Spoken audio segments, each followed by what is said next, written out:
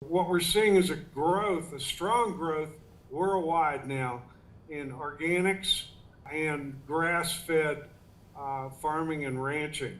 What's been driving the growth of the grass-fed beef and dairy industry are these health concerns. I mean, the industry says if you want cheap food, you got to go with factory farms.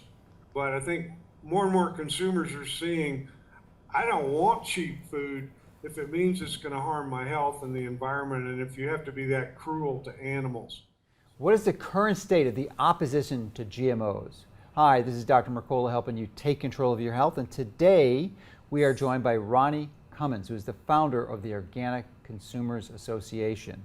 And we first met about 6 years ago now, prior to our collaboration in putting together the direct ballot initiative in the state of California.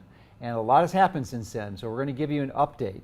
And Ronnie's here to help us celebrate the GMO Campaign Awareness Week. So welcome and thank you for joining us, Ronnie.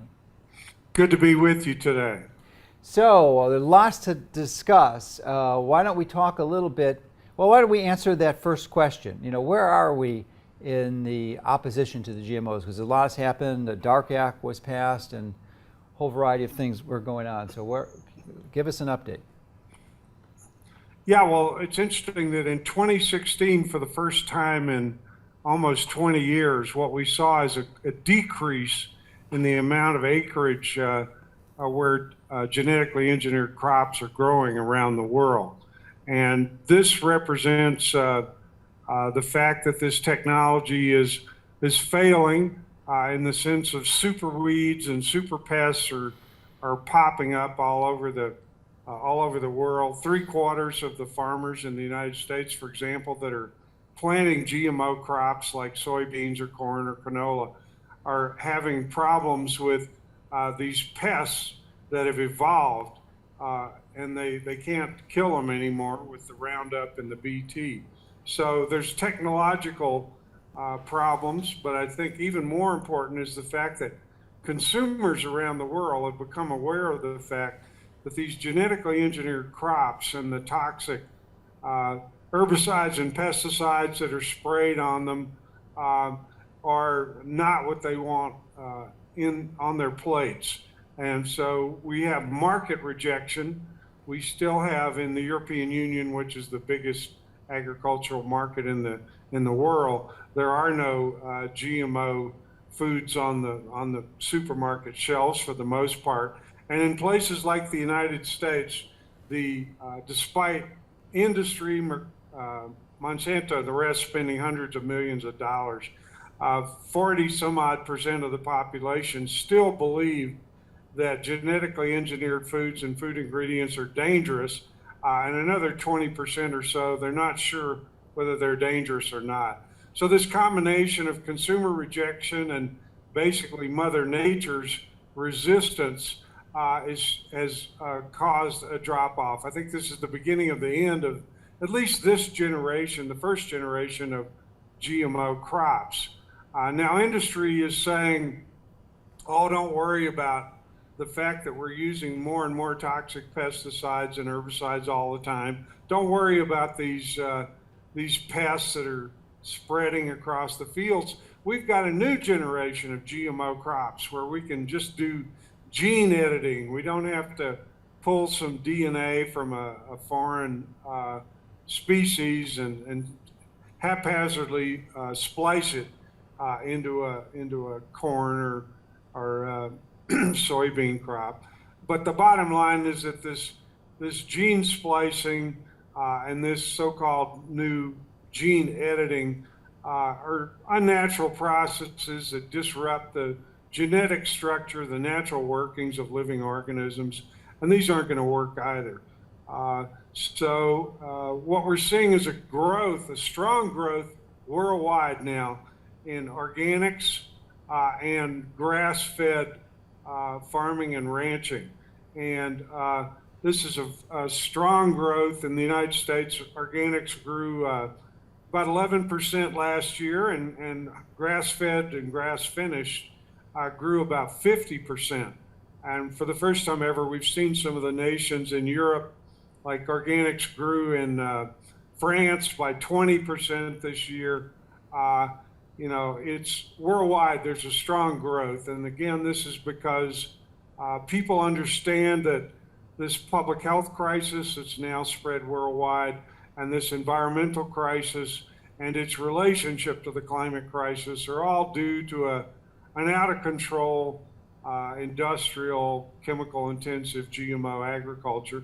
And people are turning away from this. Well, thank you for the update. And you also mentioned the fact that there's a lot more organic growing in the U.S., and those are exciting statistics. So maybe, well, there was two developments that occurred within the last year, and one of them is the development of the certification of American Grass-Fed Association, the AGA, which really appears to be the highest form of certification that you could have for dairy and for beef, or actually any poultry animal. I guess it would extend to chickens and sheep and goats. So I wonder if you can comment on that development.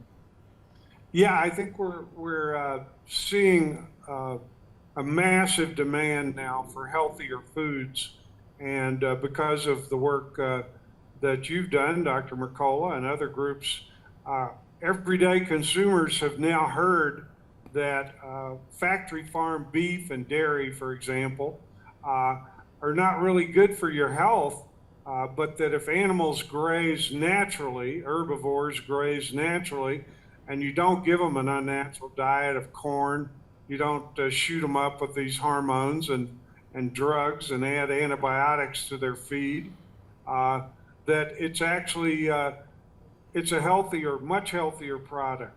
And so what's been driving the growth of the grass-fed beef and dairy industry are these health concerns.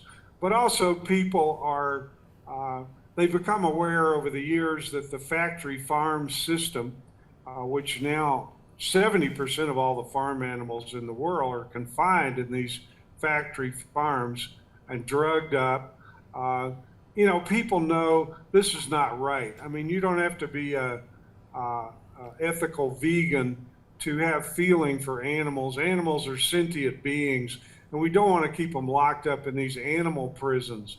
I mean, the industry says if you want cheap food, you got to go with factory farms.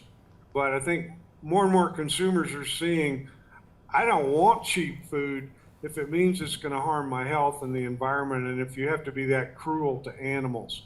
So I think we're seeing the beginning of the end of this factory farm model, which actually has only existed since over the last 40 years or so.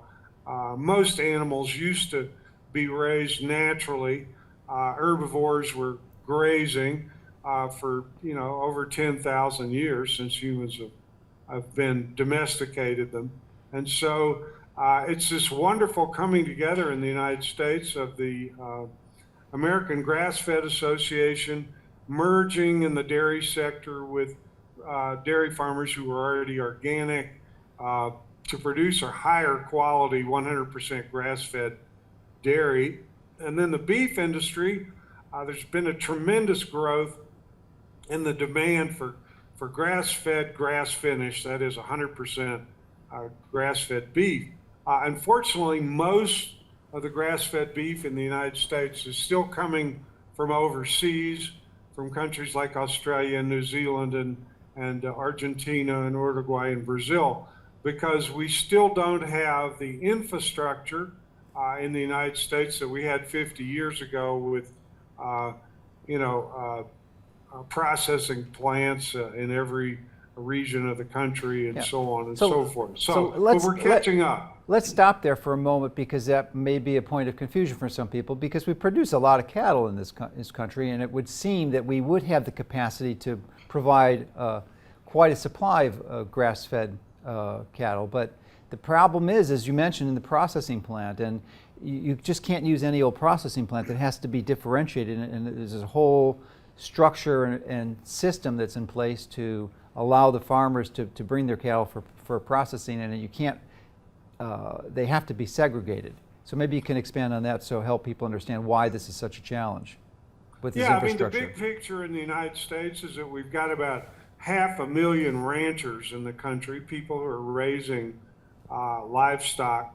Um, but we've had a huge concentration in the buyers. There's only 3 or 4 buyers. So say you're raising cattle somewhere out in the Southwest, you graze these animals for a year and a half or so, uh, and all they eat is their natural diet, the grass out on the range, out on the pasture. Okay, you, the rancher, uh, typically you have to pay attention to these animals. You have to treat them well. You got to pay attention when they get sick. You got to keep them away from predators and so on. It is a form of animal husbandry. This part of the beef animal's life. Okay, but then, you're in a business as a rancher, you've got expenses, you got to sell these animals at a certain point. They're usually sold, a year and a half, year old. Okay, so you take the animals to the auction barn to sell them, and when you get there, there's only a couple of buyers. The big JBS, the Brazilian firm that's now bought out a large part of the beef industry in the U.S., or someone like Cargill or Archer Daniels Midland, these big buyers, there's only a few of them at the auction barn.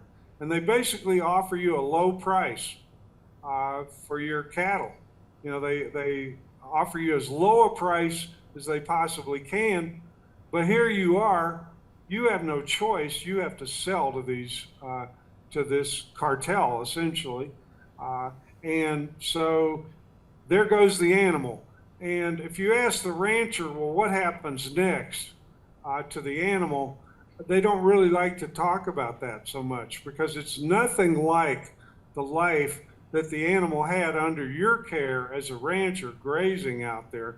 Okay, these animals are then put into trucks. They're brought to these incredible feedlots, which are animal factories, where they're not roaming on grass. They're stuck in a pen, and the idea is to stuff these animals full of grain to fatten them up as soon as possible, to make them as fat as possible. Excuse me for interrupting. Things, It's not just any grain, it's GMO grain, it's loaded with GMO glyphosate.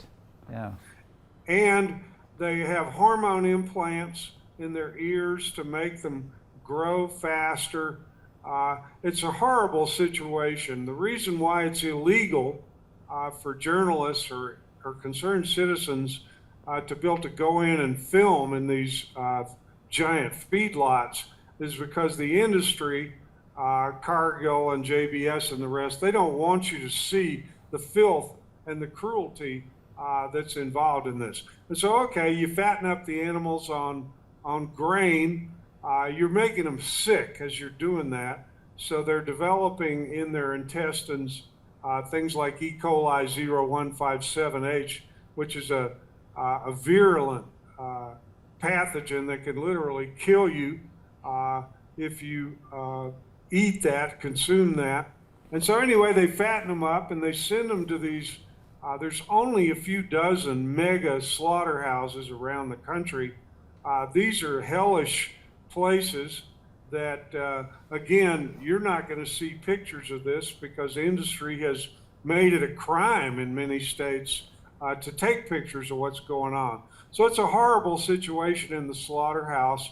The workers are immigrant workers, typically who don't have citizenship papers. And why is this? Because, U.S. citizens will not take these kind of jobs. They would not work under these conditions. So the poor animals are crammed in here, but also the workers in the slaughterhouse. It's a horrible situation. They have terrible health problems, terrible psychological problems. They're underpaid and overworked, and injuries are.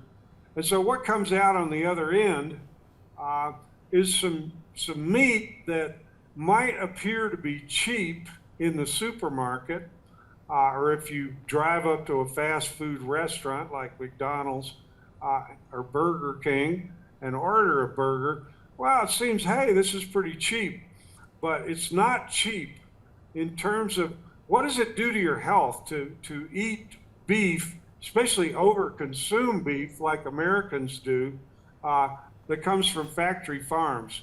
Well, it makes you clogs up your veins. You're ingesting these pesticide residues, these hormone residues, uh, and you end up supersizing yourself, and you end up looking like the average American does nowadays, which is not real good.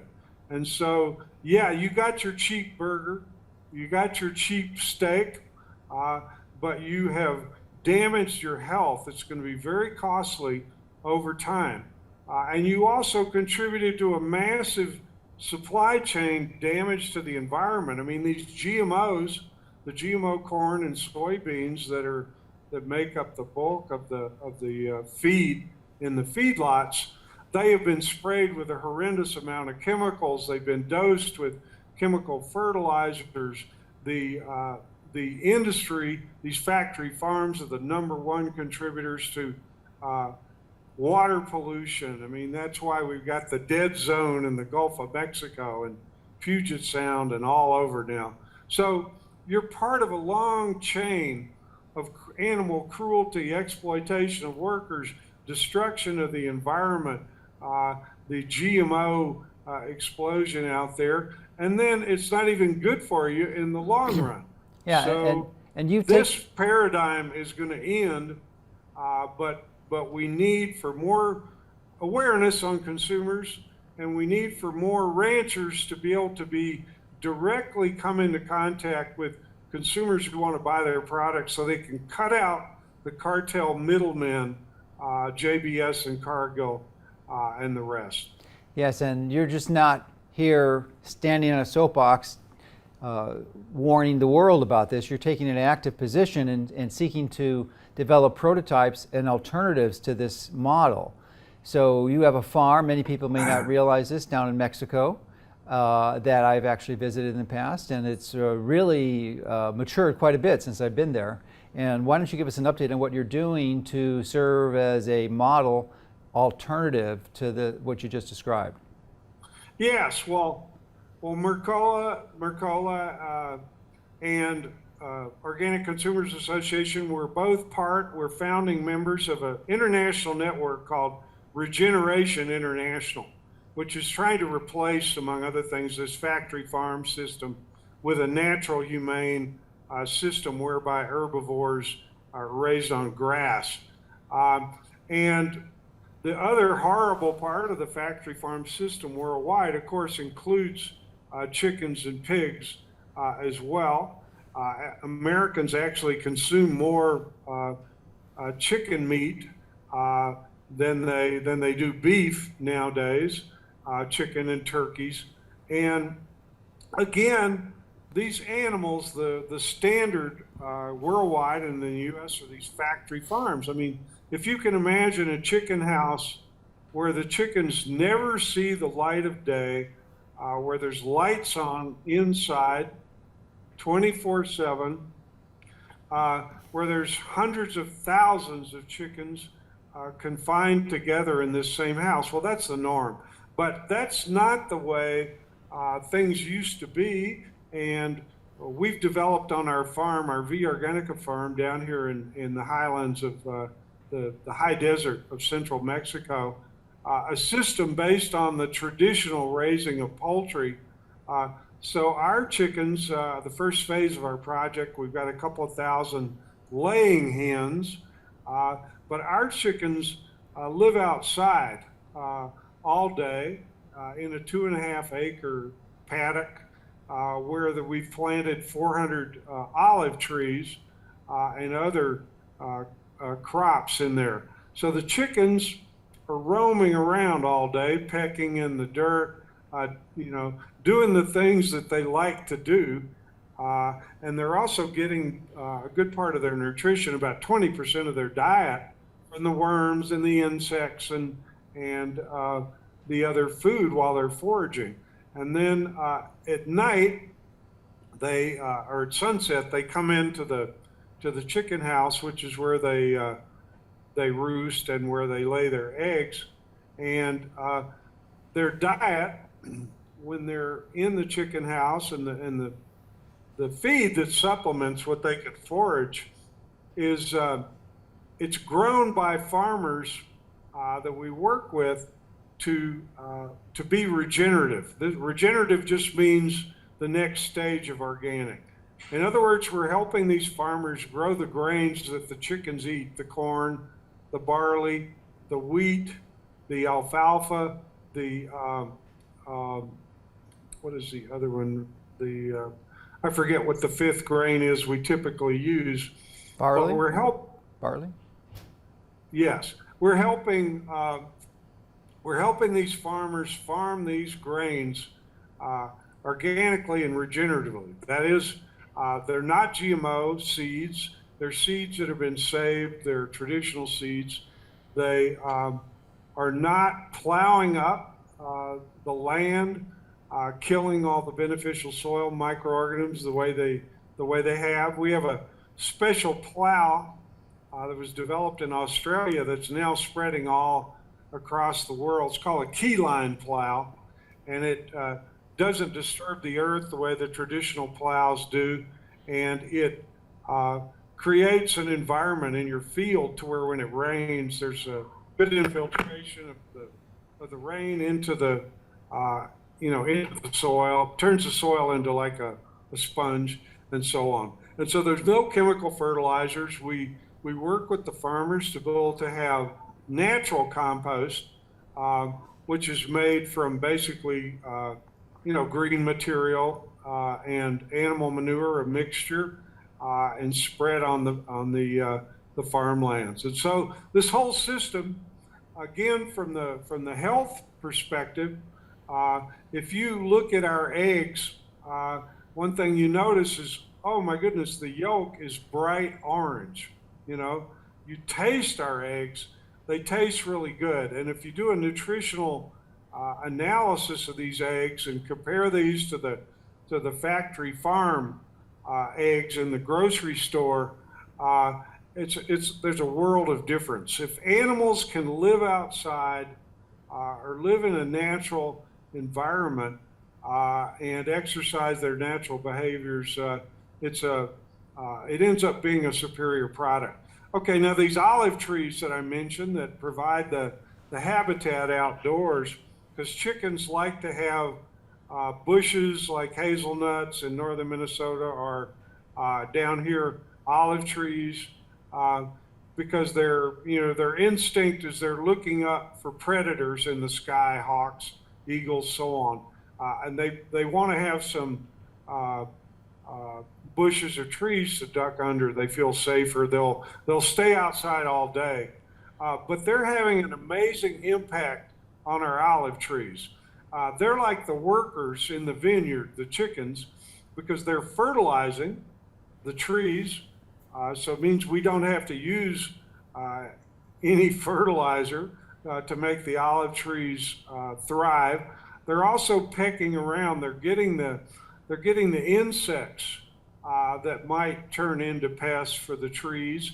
And so what you notice, whether you're growing corn or hazelnuts or sunflowers, which is what we're doing in Minnesota with this type project, or if you're growing olives or pistachios or some of the other varieties, if you're growing coffee in Central America or the highlands of Mexico, you notice these plants are growing a lot faster when they have the chickens underneath them taking care of them.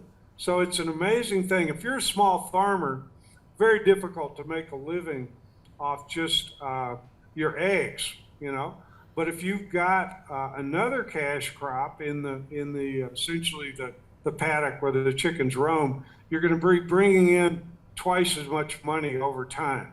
And you're not going to have the problems that if you were just growing the olive trees without the animals under them and so on. And you could do this with, we're seeing this like at Rodale Institute in Pennsylvania, or are white oak farms in Georgia, and we're seeing it now. We're about to start our program with pigs. Pigs like to live outdoors also. They shouldn't be pinned up. Their natural habitat are forests. They're actually good for forests and trees. This rooting around that they like to do has a beneficial impact. The same thing with sheep. Sheep, if they can graze properly, that is not overgraze an area nor undergraze an area, you find that the pastures thrive, the perennial plants thrive, and I don't know, if you've never seen a herd of 25 or 50 little pigs running around free in a pasture, having the time of their lives, rolling around in their little mud holes and expressing their natural behavior. It's just like, this is totally different. It's so cruel, the system of factory farming, and not only is it cruel, it's bad for our health, it's bad for the economy. I mean, we've got 500 million small farms in the world, and most of these farmers are really struggling because they can't compete with this cheap, toxic food that the factory farm system and the GMO companies have thrown out. But there's a new way forward. A lot of people are going to, 5–10% of the population are going to continue to reject factory farm food in a really conscious, ethical way by being vegans. That's one way to not participate in this factory farm GMO and you were system. And you were a vegan for a number of years. I was not a vegan. I was a vegetarian for okay. 40 years between 1970 and 2010.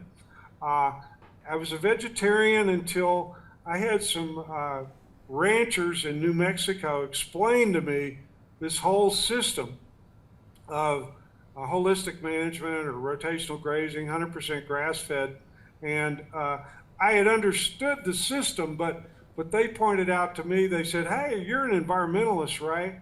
You're an animal welfare proponent, right? You want to try to reverse climate change by getting all that excess carbon from the atmosphere back into the ground where it used to be. And the guy said, this rancher said, because he was trying to hand me a plate of some of his beef, he said, you're not any of those things. He said, you're a hypocrite, Ronnie. Because conscious consuming in a moderate level of meat and animal products where the animals have been raised humanely, where they've been raised naturally, where the end product, the food, is good for your health. By consuming grass-fed meat and dairy, it's very good for your health. It's very hard to be that healthy being a vegan. I mean, some people say it's impossible, but it's good for your health, it's good for the environment. And yeah, these animals at the last instant of their life, when they're sacrificed for our food, that's not a good moment, right? But I mean, humans, we're all going to have a bad moment at the end of our lives. We're going to physically die. And when we're in the ground, guess what's going to happen? The little animals eventually are going to eat us, and it's all part of this great chain of being, and it's natural. And that's one of the this is starting to happen. There are vegans starting to understand, like Dr. Bronner's company. David Bronner, the CEO, is a firm supporter of the food movement, like Dr. Mercola has been. David's been a vegan for many years, but he's coined this term instead of vegetarian, regenitarian. And a regenitarian is a person who never, ever, ever eats factory farm meat or dairy products, right? Just like a vegan. Mm-hmm. But a regenitarian will consume, grass-fed beef, grass-fed dairy, and other products. And of course, we're talking about fish here too. Most of the fish in the world is now coming from these factory farm fish operations, our horrible industrial trawlers in the oceans that are ripping up everything and killing everything in sight. So we need to be wild Alaskan salmon, the type that Dr. Mercola offers for sales. This is a totally different situation. So a conscious consumer who wants to preserve their health, but also knows that we want to preserve the health of the planet. We want regular rainfall. We want climate to be normal again. We have to become regenitarians. I mean, I never eat meat or animal products in a restaurant unless that restaurant has on the menu and has a convincing story that this is grass-fed or genuinely pastured or so on. And as soon as enough people start doing that, this system is going to change. One of the founding members of Regeneration International recently got called into a meeting in Chicago to meet with the CEO's staff of McDonald's. And in that conversation, McDonald's admitted that this horrible factory farm system, which supplies 100% of their meat and their animal products, their milk, their ice cream, their cheese, that this system is not viable. But what McDonald's said is, look, we're a publicly traded corporation. We can be sued by our stockholders if we don't maximize profit, not over the long run, but every 3 months we got to show more profit. So we don't know how to switch on the scale we operate. Where are we going to get the grass-fed meat? Where are we going to get the grass-fed dairy in the kind of quantities we need? But they have admitted that. I had a conversation with some of the top people at Purdue, the meat company, famous for chicken production, but they're diversified into other meat. They also have admitted that, well, okay, we're getting rid of the antibiotics, the added antibiotics in our chicken, but we don't know how we're going to replace this factory farm paradigm. And so our answer to these executives is, you know what? You're trapped in a system that you're not going to be able to get out of unless you break some of the rules. You cannot continue to try to maximize profit every 3 months, and do the right thing. And the nice thing is that we said, we're going to help you because consumers are going to boycott all the factory farm stuff. So you're not going to have any choice but to switch over time. And your shareholders, like the shareholders of Burger King and all the rest, they're all going to be facing the same situation. They're looking at their bottom line right now and they're seeing, oh my God, millennials aren't buying our Kentucky Fried Chicken anymore at the rate that the previous generation did. Our bottom line is slipping.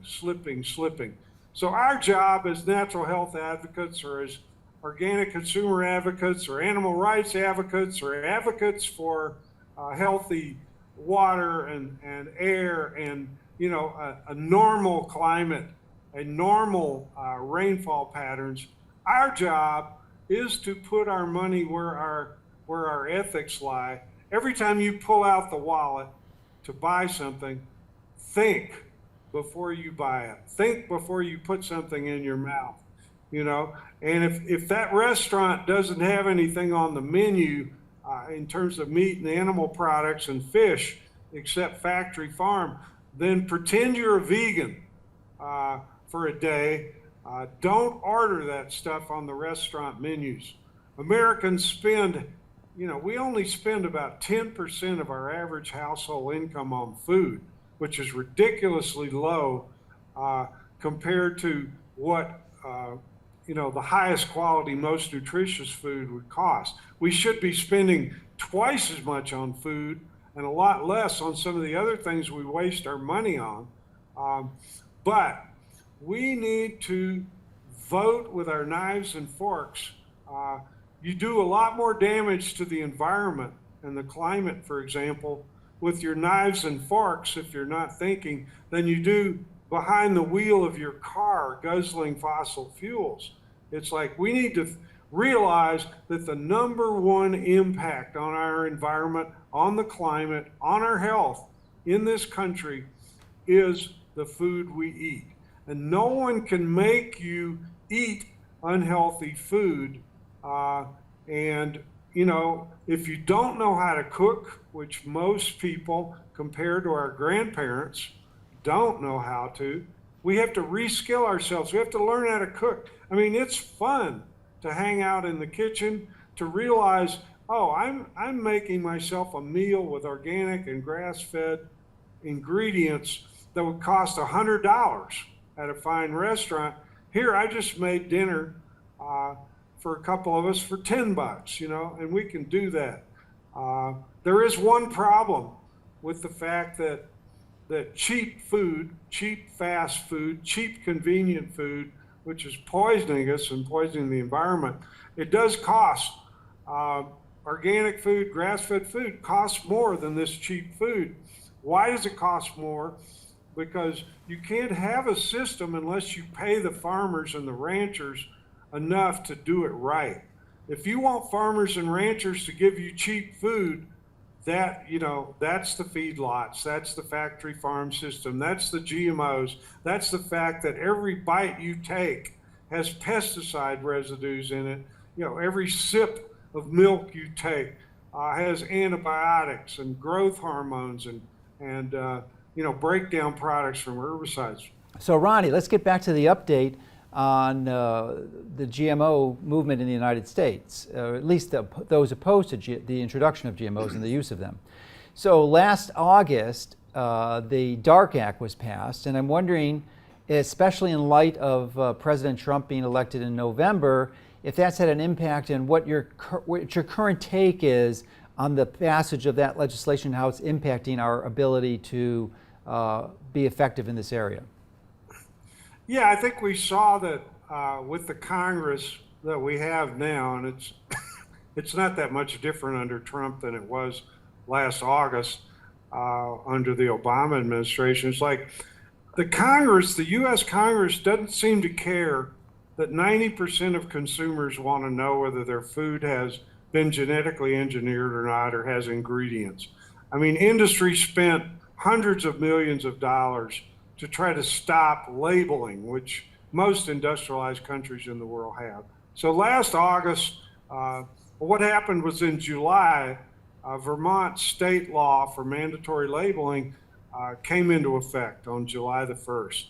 And it forced a lot of major food companies around the country to start labeling their stuff as whether it was genetically engineered or not. I mean, big companies like General Mills and Kellogg's and, you know, even Starbucks on some of their ingredients. The Vermont law, you know, under our federal system, states used to have the right to pass their laws regarding labeling, right? And companies like Coca-Cola and Pepsi-Cola that sell in Vermont, they didn't want a label, but they faced a choice. They could either stop selling their products on July 1st in Vermont or start to label their products. And so what these companies said was, you know what, we're going to buy Congress to say that even though we have a 100-year tradition of states' rights and being able to label foods and deal with a lot of food safety issues at the state level, we're going to eliminate that. And so that's what the DARK Act did. It said, you know what, states no longer have the right to require mandatory labeling of genetically engineered ingredients. So that's it. I mean, the Vermont law was reversed. They replaced it with this nonsensical thing. They said, oh, we're going to put these kind of special barcodes someday, a few years down the road, these QR codes, to where if you have a scanner in a grocery store on your smartphone and you have internet access on the phone and you got time, Oh yes, use your smartphone. You can go to some website where maybe somewhere in the fine print it might tell you, oh yeah, Coca-Cola is sweetened with high fructose corn syrup, uh, and that's genetically engineered. Well, the only difference under Trump looks like that we're not even going to have these QR codes, which are ridiculous anyway. So where does this leave us as consumers? Uh, I think there's a growing recognition among conscious consumers in this country that right now we can't count on the Congress. You can't count on these so-called regulatory agencies like the USDA or the FDA or the EPA or the Federal Trade Commission. These people are in the pockets of the 1%. They do what their financial backers tell them to do. And so we're left with our power in the marketplace. And that is, they can't pass a law that tells you what to do when you pull out your wallet. We still have free choice to choose organic or grass-fed foods or non-GMO foods in the marketplace. And what's interesting is that the same number of people, or even increasing numbers, are concerned about these issues of health and the environment and so on. People are still voting against GMOs in the marketplace. All these companies that started to label because they thought the Vermont law was going to go into effect and not be killed by a federal law, they're still labeling because they're afraid to take off the labels that they started putting on there. These companies like Coca-Cola that never labeled in the first place, of course, they're gonna stay doing what they are. But the important thing is that consumer power is more important than ever. Consumer education. If we keep voting with our dollars in the marketplace, we're gradually going to increase the availability of healthier organic grass-fed foods. At the rate we're going now, most food in the United States will be organic within 3 decades. You know, it's taken us 3 decades to get to the 5 to 10% range. Most of the food will be organic and grass-fed within 30 years. However, you look at our public health crisis and our climate crisis, all these other things, the economic crisis in rural areas, we can't wait 30 years. Like OCA, our consumer revolution platform for the next 4 years during the Trump administration is, instead of just letting organic grow by 50%, which it will grow at current rates of growth, we say we're going to double organic sales in the next 4 years. We're going to quadruple sales of grass-fed. We're going to speed up to reach the tipping point of 10 to 15% of our food supply being organic or grass-fed, because once we hit the tipping point, it's going to accelerate much faster. So that's our answer to the gridlock in Washington, to the failure of federal government, is like, let's get active in the local and state level where we have more power, but let's intensify our impact in the marketplace where no one can tell us what to do. And we will, we're going to bring about a revolution in health and nutrition in the marketplace if they won't let us do it with public policy. Yes, the corporations clearly have tied up the federal regulatory agencies and essentially shut off the ability for the non-discerning consumer to understand whether or not their food is contaminated with GMOs. Because as you mentioned, 90% of the people don't want it, but they're just unable to identify it easily without some cumbersome, complex process. So again, to reemphasize that we don't have to capitulate to this system, that we have the power with our pocketbooks that can vote for it and actually direct industry from the bottom up. Because if no one's going to buy their product, then they're really forced to seek other alternatives. But I'm wondering if you can comment too on some, I'm excited to hear the advent of the increase in the penetration of organic into the marketplace, but I'm wondering if you could talk a bit about biodynamic, which was started by Rudolf Steiner, and how that's starting to integrate and how that might even change and modify the organic standard. Yes, I mean, Organic Consumers Association has always been aware of the fact that there's two different types of organic certification. There's the USDA organic. You're familiar with those labels on products, which is, it's got pretty good standards, but these are minimum USDA standards. Ever since 1922, there's been another kind of organic certification, which is called biodynamic, based on the philosophy of Rudolf Steiner. And biodynamic has always had the highest standards of organic certification in the world. And even though biodynamic, a lot of those products, they also say USDA certified or USDA organic. If you see that Demeter sign or biodynamic, or if it tells you it's biodynamic, what you need to realize is this is absolutely grade A plus organic.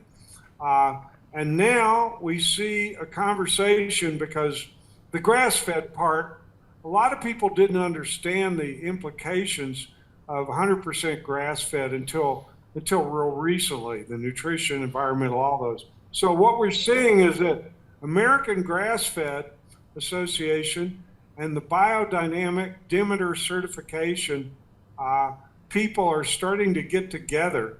And what we're seeing is that farmers, even those certified organic, are deciding, you know what, I'm going to go to the next stage. I'm going to go to the biodynamic or the regenerative stage, which in terms of animal husbandry is the 100% grass-fed or the 100% pastured for animals like pigs and chickens that eat, grains as well as grasses. So I think biodynamic and regenerative are the wave of the future. We need to still seek out organic products, but more and more conscious consumers are realizing that if you're buying a bottle of wine, yes, look for the organic label on it, because that means it doesn't have any added sulfites, and it means the farmer was really conscientious in the way they raise those grapes. But look for the biodynamic label as well.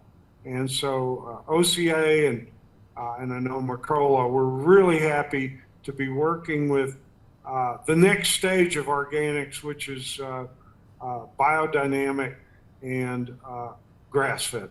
Okay. And you had mentioned earlier, commented on OCA strategy in the next 3 years. I mean, you've done a lot of work in the last 30, but the next 3 years, from 2017 to 2020, what are some of the specifics and how you expect to impact the choices that we're making? Okay, well, with GMOs, for example, most of the movement focused their attention over the last 20 years on GMOs in human food, processed food and the few number of products, whole food, the tomatoes and the squash and a few things that are genetically engineered. We put almost all of our attention on that part of GMOs, and yet that's only 20% of GMOs going to the human food chain. Most of it, 40%, goes into animal feed for factory farms. And again, the only way to get at that is to stop buying factory farm food. And then 40% more goes into ethanol, which is this crazed idea that it's environmentally sound and good for the climate to produce an additive for gasoline basically from GMO corn. And so most of us don't realize you drive up to the gas station pump, and unless you're buying premium gas, you've got ethanol in your tank. Monsanto just made money off you driving your car. The more you drive, the less you bicycle and walk and carpool, the more money Monsanto makes. And so we're going to focus not on, and also clothing. People don't understand that, 95% of the cotton clothing in America is GMO cotton from Monsanto. So you may think you're boycotting Monsanto's food, but if you're going out and buying clothes without thinking about it, my shirt today is organic. My T-shirt's organic. This is wool. My jeans are organic. My underwear is organic. My socks are organic.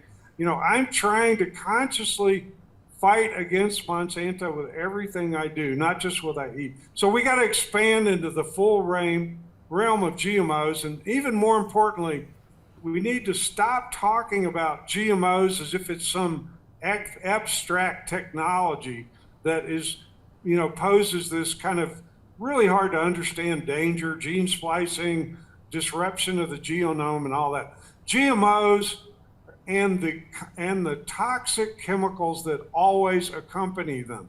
There is no GMO crop that isn't sprayed with large amounts of poisonous chemicals, usually Monsanto's Roundup or glyphosate, or else it's impregnated with a poison like the Bt toxin in the plant that expresses itself in every cell of the plant. So when we're talking about pesticides, herbicides, fungicides, we're talking about GMO plants. So there's no way to fight against GMOs unless we're fighting at the same time against chemical intensive, energy intensive agriculture and factory farms. So we want to widen the net. Mercola and some of us have helped set up a lab where we can do cutting edge testing of food products and show the poisons in there.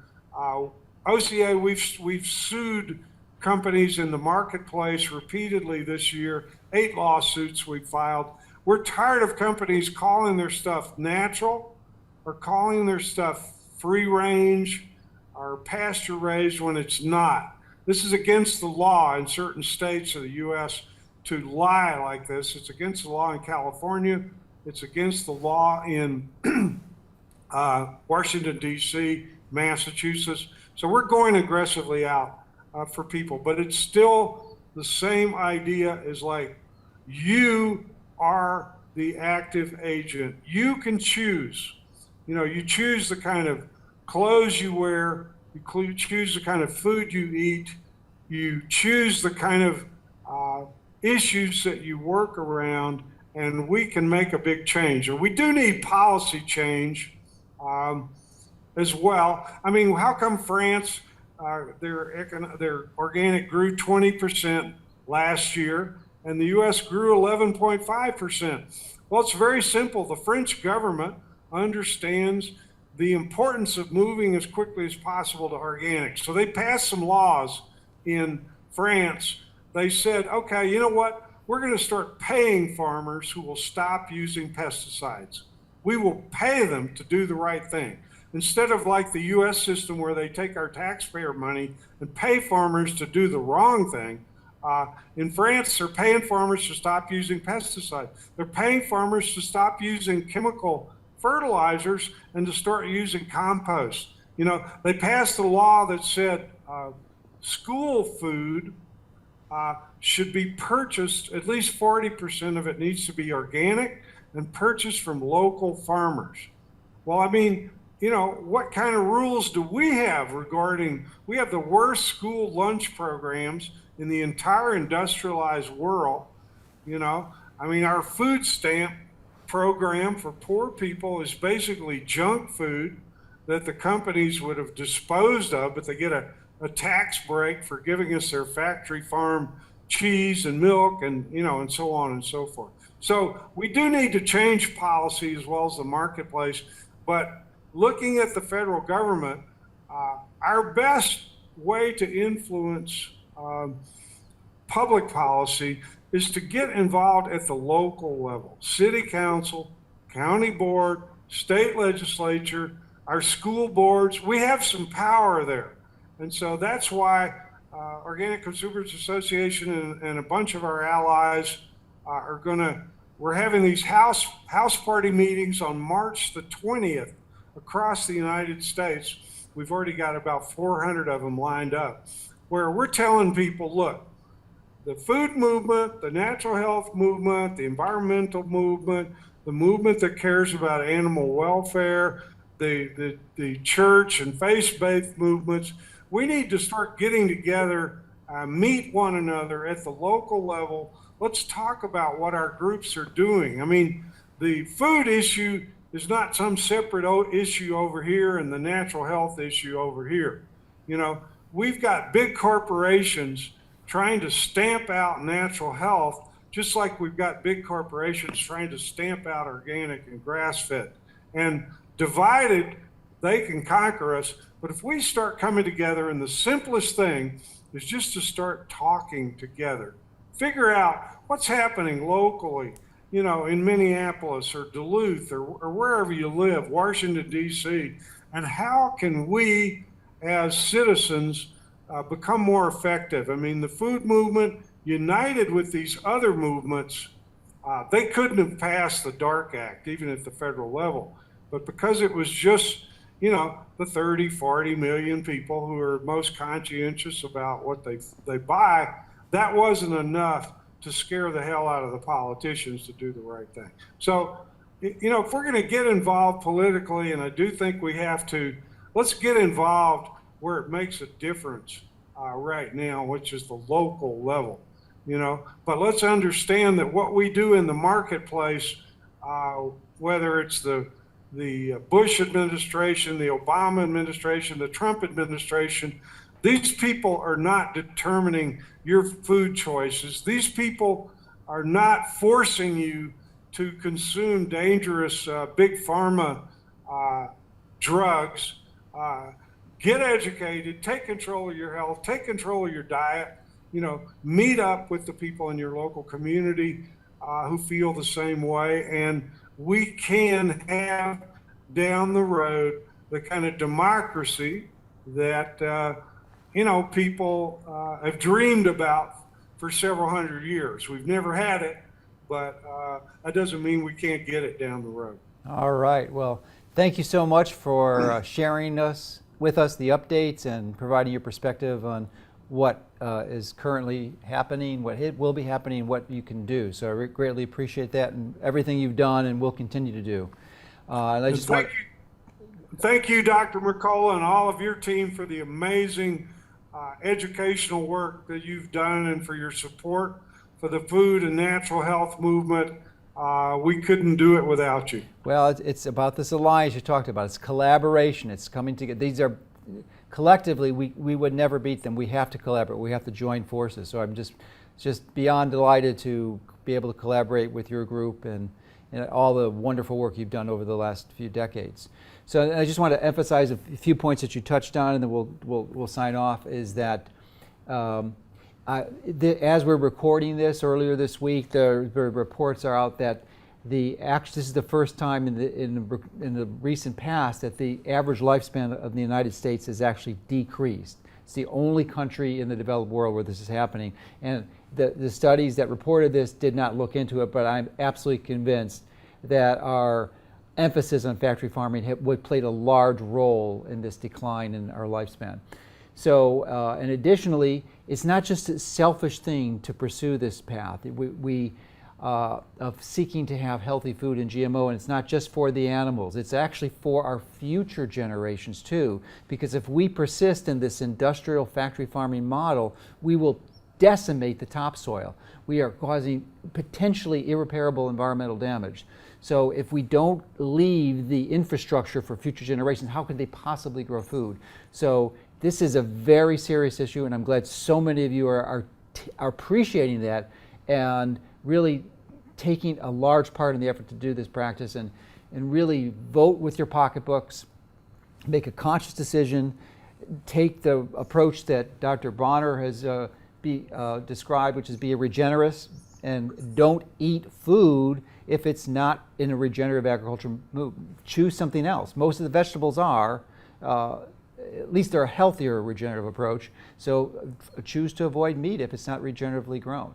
Sustainably grown, American AGA, American Grass-Fed Association certified. So thank you for everything you're doing. Let's support Ronnie. This is a GMO Awareness Week, so let's get behind him, because for every dollar that you donate to this campaign, we are going to match that, because we believe so strongly in the work that Ronnie is doing. So thanks again, Ronnie, and appreciate everything. Thank you. Thanks so much for watching. Remember, hit the like and subscribe button so you can get more videos that can help you and your family take control of your health.